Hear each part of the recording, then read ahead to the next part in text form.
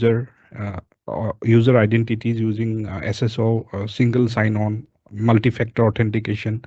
So this is authentication. Authentication is like when we want to access something, there should be a security control, and then it will check whether the other person will be allowed access via that. Like there is a authentication mechanism called single sign-on and multi-factor authentication. Then authorization, controlling access to data and resources using role-based access. So certain role like administrator, management, marketing department, depending upon different roles, these users or employees in an organization will have some authorization, and then that can be also controlled actually use in the cloud environment in Power BI.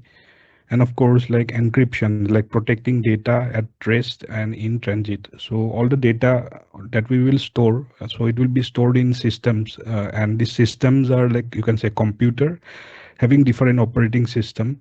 Usually like earlier days Linux, but mostly nowadays we use Microsoft, which is very popular. And now we have cloud, where like traditional in-house infrastructure in different organizations are moving into like cloud environment, which is Microsoft Azure.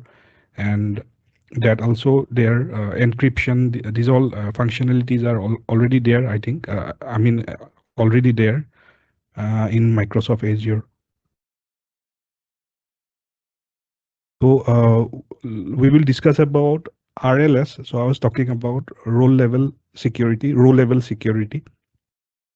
So in Power BI, it is actually a feature governance to governance the data, to control the data or check like governance that will allow the developers and administrator to control what data users can see in a Power BI report or data set.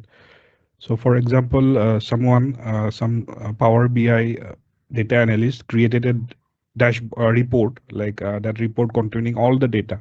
And now you're sending it to someone, but actually that person from that department is not supposed to see all the data in that report.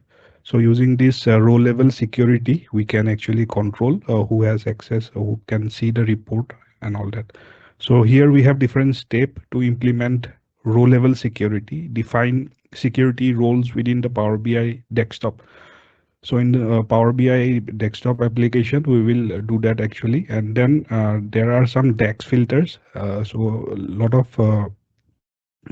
this is not very critical.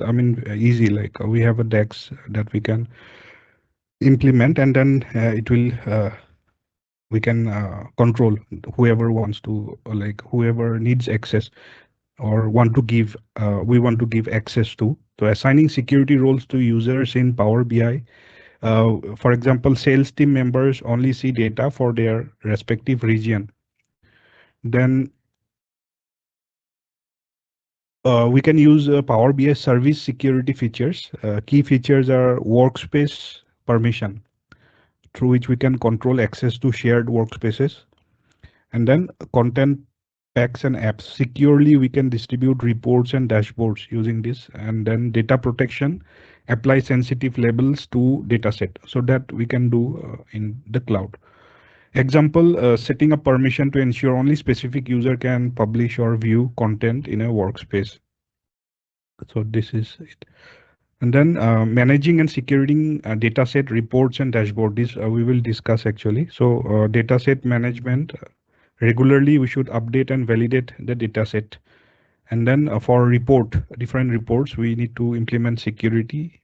We should limit report access based on user roles. And then dashboard protection, ensure dashboard only display relevant data to authorize user. That we will implement row level security using access control to restrict dashboard visibility to management. So this is the access control, who is able to, like whoever we want to give access, or like supposed to have that access, we can control it using this security feature.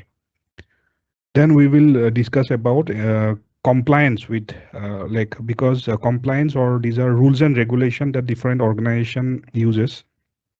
So that actually few of them are popular ones: GDPR, HIPPA, CCPA protection consumer. This is California related CCPA protecting consumer privacy in California state.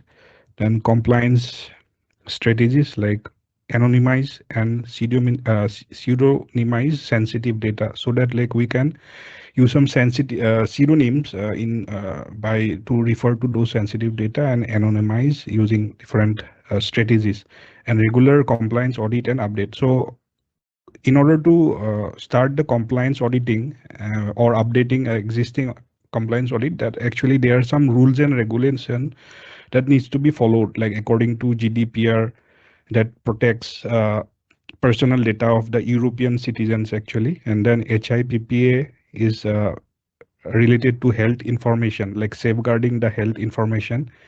Uh, for example, like some patients going under some kind of treatment or some one who is actually having some kind of a medication. So these informations are actually not supposed to be publicly available to anyone. So according to HIPAA, there are some rules and regulation that protects healthcare information. Similarly, we have some rules for CCPA, and that, for example, implementing GDPR compliant data handling processing in Power BI. So we can implement this because it depends upon different country or whatever client we are working or processing, analyzing, creating dashboard reports. So depending upon different countries, they have different rules and regulations and also some cyber laws that we should be aware of. Otherwise, if we don't follow that, then there can be some kind of impact like penalties by government if we are not able to handle those sensitive data properly. And for example, some attack, some kind of cyber criminal or hacker hack into those systems and where the data is kept. So it can be a big issue that government can impose huge penalty